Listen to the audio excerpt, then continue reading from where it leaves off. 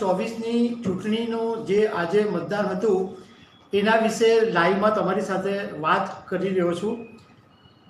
આજે ત્રીજા તબક્કાનું ટોટલ 11 રાજ્યોની અંદર જે 93 બેઠકો છે એની ઉપર મતદાન થયું હતું। તો પહેલાં હું તમારી સાથે એ વાત કરી લઉં, પછી ગુજરાતની વાત થોડી ડિટેલમાં કરીશું આપણે। 11 રાજ્યોની 93 બેઠકો ઉપર આજે મતદાન થયું। લગભગ 62% આજુબાજુ મતદાન થયું અને એમાં સૌથી વધારે મતદાન આસામમાં થયું 75.01% અને સૌથી ઓછું મતદાન થયું મહારાષ્ટ્રમાં 55.95%। હવે આ 11 રાજ્યોની અંદર જે મતદાન થયું એમાં આસામમાં 75.1%, બિહારમાં 56.55%, છત્તીસગઢની અંદર 66.94%, દાદરા નગર હવેલીમાં 65.25%, ગોવામાં 74%, ગુજરાતમાં 56.21% મતદાન થયું એવું કહેવાય છે। કર્ણાટકની અંદર 66.80%, મધ્યપ્રદેશની અંદર 62.79%, મહારાષ્ટ્રમાં 55.95%, ઉત્તર પ્રદેશમાં 57.4% અને પશ્ચિમ બંગાળમાં 73.93% જેટલું મતદાન થયું છે। હવે ગુજરાતની વાત કરીએ।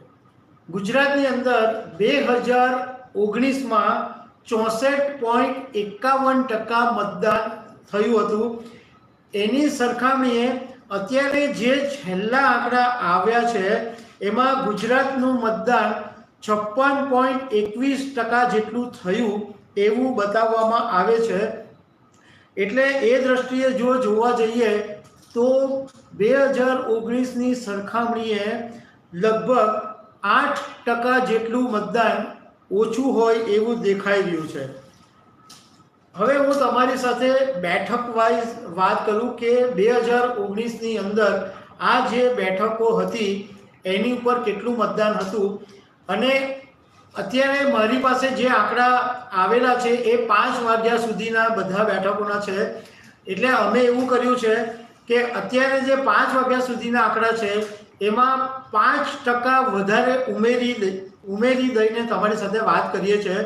એમ છતાં પણ બાકી બધી બેઠકો ઉપર મતદાન ઘટેલું છે। પહેલે વાત કરીએ કચ્છમાં, તો કચ્છની અંદર 2019માં 58.22% જેટલું મતદાન થયેલું।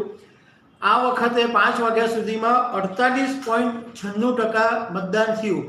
એની અંદર બીજા 5% ઉમેરીએ તો 54% જેટલું થાય, તો પણ -4% જેટલું મતદાન કચ્છ પર નોંધાયું છે। બનાસકાંઠામાં 2019ની અંદર 64.68% જેટલું મતદાન હતું અને આજે જે મતદાન થયું 5 વાગ્યા સુધીમાં એમાં 64.48%, એટલે 5% બીજા ઉમેરીએ તો 70% જેટલું મતદાન થાય। મતલબમાં બનાસકાંઠાની અંદર 5% જેટલું મતદાન વધી શકે જો આ 5% ઉમેરાય તો। પાટણની અંદર 62.6% મતદાન હતું 2019ની અંદર। આ વખતે 54.58% મતદાન થયું, એમાં આપણે 5% ઉમેરીએ તો 59% મતદાન થાય, એમાં પણ -3% જેટલું મતદાન છે। મહેસાણાની અંદર 65.38% મતદાન 2019માં થયેલું। આ વખતે 55.23% મતદાન 5 વાગ્યા સુધીમાં થયું, એમાં બીજા 5% ઉમેરી દઈએ તો 60% જેટલું મતદાન થાય। એમ છતાં મહેસાણાની અંદર 5% જેટલું મતદાન ઓછું થઈ શકે છે। સાબરકાંઠામાં 2019ની અંદર 67.22% મતદાન હતું। આ વખતે 58.82% મતદાન છે, એમાં બીજા 5% જો ઉમેરીએ તો 64% જેટલું થાય। એમ છતાં પણ અહીંયા આગળ -3% જેટલું મતદાન થઈ શકે છે। ગાંધીનગરમાં 2019ની અંદર 65.57% મતદાન હતું। આ વખતે 55.65% મતદાન થયું છે, એમાં ધારો કે આપણે બીજા 5% ઉમેરીએ તો 60% જે મતદાન પહોંચી શકે। મતલબ કે એની અંદર પણ હજુ 5% જેટલું મતદાન ઓછું છે। અમદાવાદ ઈસ્ટ પર મોટો ગેપ પડ્યો હોય એવું દેખાઈ રહ્યું છે, કારણ કે 2019ની અંદર 61.29% મતદાન હતું. આ વખતે 49.95 એટલે 50% માનીએ તો બીજા 5% ઉમેરીએ તો એની અંદર લગભગ 5 થી 6% જેટલું મતદાન ઓછું થયું એવું દેખાઈ રહ્યું છે. અમદાવાદ વેસ્ટની અંદર 60.37% મતદાન 2019માં હતું. આ વખતે 50.29% મતદાન થયું છે. એમાં બીજા 5% ઉમેરી દઈએ તો બી 5% ઓછું મતદાન અમદાવાદ વેસ્ટ પર થઈ રહ્યું દેખાઈ રહ્યું છે. સુરેન્દ્રનગરની અંદર 2019માં 57.86% મતદાન હતું. આ વખતે 49.19% છે, એટલે 5% ઉમેરીએ તો 54% થાય. તો એમ છતાં પણ અહીંયા સુરેન્દ્રનગરમાં 4% મતદાન ઓછું થયું છે. રાજકોટ બેઠક ઉપર 63.15% જેટલું મતદાન 2019માં થયેલું. આ વખતે 54.29% મતદાન છે. મતલબમાં બીજા 5% ઉમેરીએ તો 60% જેટલું થાય. તો એમ છતાં -3% જેટલું મતદાન રાજકોટ પર થયું હોય એવું લાગી રહ્યું છે. પોરબંદરની અંદર 2019માં 56.80% મતદાન હતું. આ વખતે 46.51% મતદાન છે. મતલબમાં એમાં 5 ઉમેરીએ તો 51% થાય.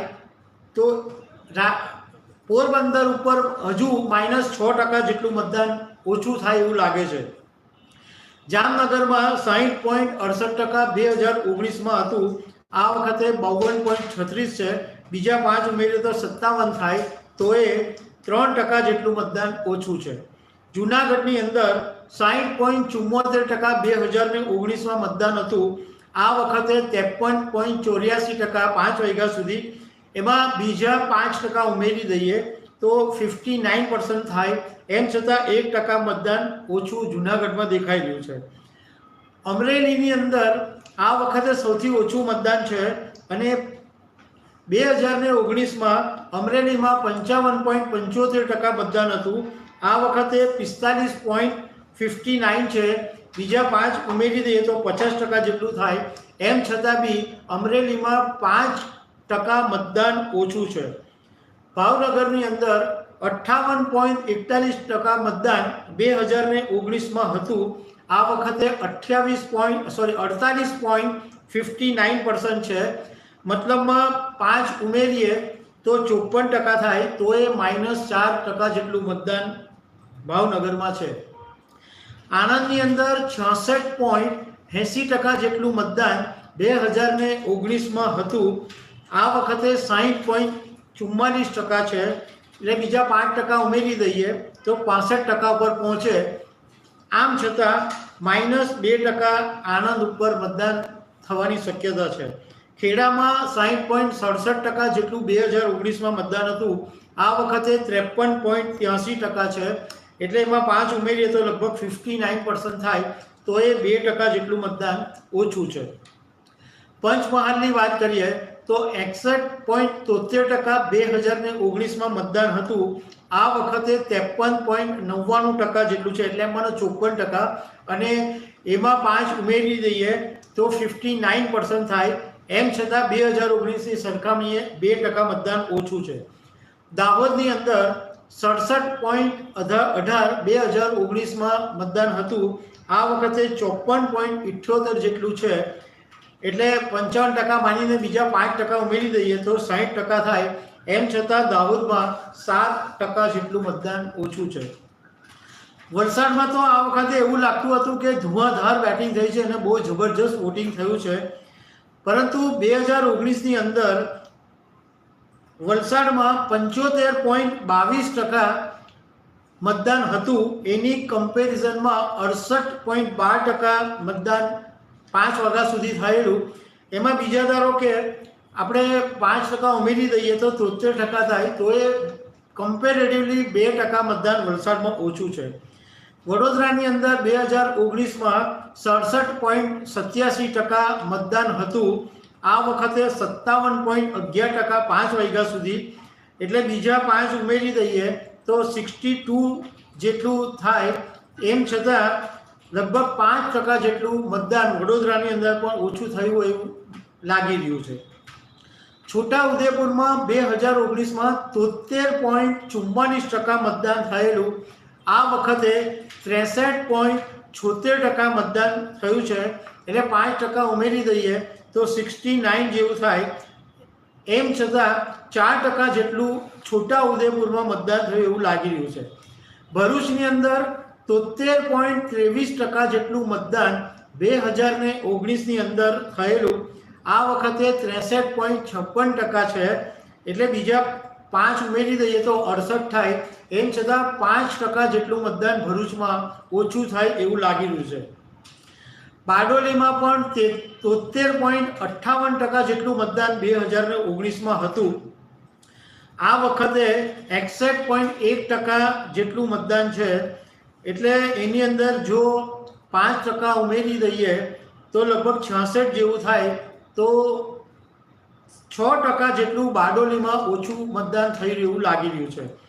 નવસારીની અંદર 66.10% જેટલું મતદાન 2019માં હતું, આ વખતે 55.31% 5 વાગ્યા સુધીમાં છે, એટલે 5% ઉમેરી દઈએ તો 60 થાય.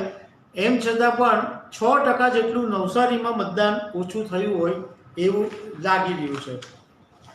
હવે આ ગુજરાતની અંદર જ્યારે મતદાન પૂરું થયું, મતદાન એકદમ શાંતિપૂર્ણ રીતના થયું છે, અને એ પછી ક્ષત્રિય સમાજની સંકલન સમિતિએ જે વાત કરી કે ક્ષત્રિય સમાજના પ્રભુત્વવાળી જેટલી બેઠકો છે એમાં 80% જેટલું મતદાન થયું છે, અને સંકલન સમિતિનું માનવું છે કે ભાજપ આ વખતે 7 બેઠકો ગુમાવી શકે છે અને 4 બેઠકો પર રસાકસી થવાની સંભાવના છે એવું ક્ષત્રિય સમાજની સંકલન સમિતિનું કહેવું છે.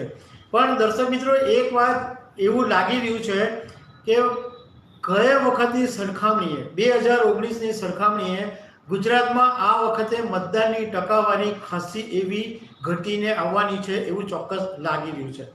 તો દર્શક મિત્રો, આવા અનેક અપડેટો સાથે અમે તમને મળતા રહીશું. Thank you very much.